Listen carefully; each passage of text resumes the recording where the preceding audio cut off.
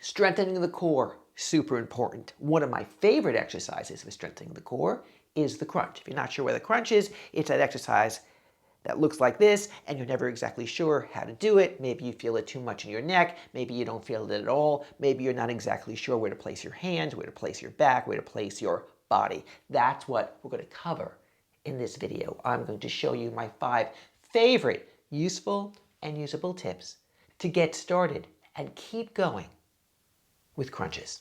Tip number 1, let's set up our crunch correctly. We're lying down, hands are behind the head, knees are bent.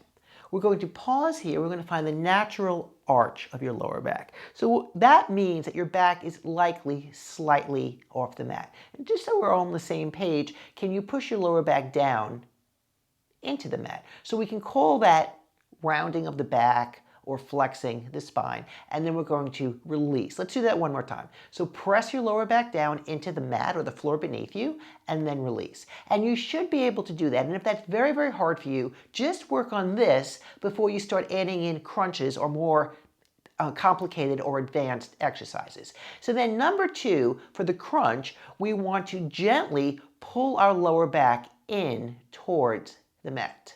And then once you're able to do that, you want to elevate your shoulder blades. But what happens a lot when we try and elevate our shoulder blades is we only elevate our head. So tip number 2 is that once you're able to press your lower back into the floor, you're going to lift your shoulder blades, but let your head rest in your hands. So give that a try. Again, your lower back comes down to the mat, and then you lift your shoulder blades off the floor. And you're better off just doing a few of these, lifting your shoulder blades off the floor, than straining your neck and just lifting your head. But tip number 3, how do you not strain your neck and just lift your head? Take your hands back behind your head. Let's go back into tip 1, lower back is down.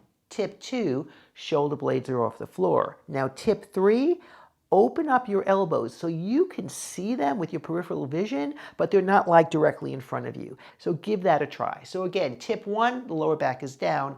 Tip 2, the shoulder blades are off the floor. Tip 3, the elbows are out to the side. Okay, but now tip 4, how can we make it even better, even more useful and usable so we feel it in our core and not in our neck? Take your hands back behind your head. Integrate tip 1, lower back down. Integrate tip 2, shoulder blades up. Integrate tip 3, elbows are open. Now, pretend that there is a walnut between your chin and your chest and close it just a little bit. And you're going to keep it there. So you're not trying to look towards the ceiling. Your eyes are going towards perhaps the top of the knees. And the head is truly resting in the hands. So as we go through this crunch, I'm going to review the tips, right? So part 1, lower back is down. Tip 2, right? Shoulder blades are coming off the floor. Tip 3, elbows are open.